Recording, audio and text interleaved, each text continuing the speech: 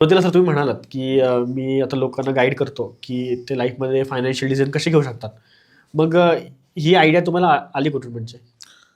खरं तर मी माझं घोरपडी गाव, तिथं मी वस्तीमध्ये राहायचो आणि तिथं थोडंसं त्या वस्तीमध्ये झालं तर मला माझ्या टायमाला मला मदत द्यायला कोण नव्हतं.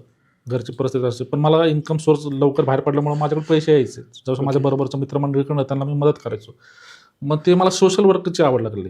बरोबर. लोकांना मदत करणं, लोकांना त्यामुळे मी सामाजिक क्षेत्रामध्ये आलो आणि सामाजिक क्षेत्रानंतर मग मी मदत करायचो. समजा मुलांचं एज्युकेशन असेल, त्यांचं शाळेची फी कमी करणं, हॉस्पिटलचा खर्च म्हणा, कुणाला शिक्षणाला मदत करणं. बरोबर. पण एक ते लिमिटेशन होतं. म्हणजे मी ₹100 कमवायचो तर ₹50 लोकांनाच मदत करायचो.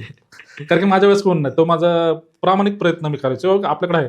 पण त्याच्यामध्ये लिमिटेशन आलं. जर मी म्हणलं यांच्या फी आपण दरवर्षी तर नाही भरू शकत. एखाद्या वर्षी हॉस्पिटलचा खर्च आपण किंवा आपल्या तिथल्या जे कार्यकर्त्यांना मदत करून, आपल्या ओळखीच्या लोकांना मदत करू आपण त्याला लिमिटेशन.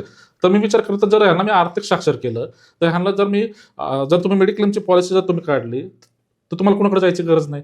बरोबर. कुणाला विनंती करायची गरज नाही, कर्ज काढायची गरज नाही. जर तुम्ही ₹2,000-3,000 जर महिन्याला ही बचत केली, तर तुमच्या मुलांची एज्युकेशनची तयारी पुढच्या वर्षाची होऊ शकते. हो. तर ह्याच्यावर मी म्हणलं ह्याच्यावर काम करू. त्यांना मी ₹10,000 नाही दिले, पण 10,000 वर्षाचे कसे वाचवता येईल, हे जरी लोकांना सुचलं, हे तर बरोबर. समाजकार्य आहे.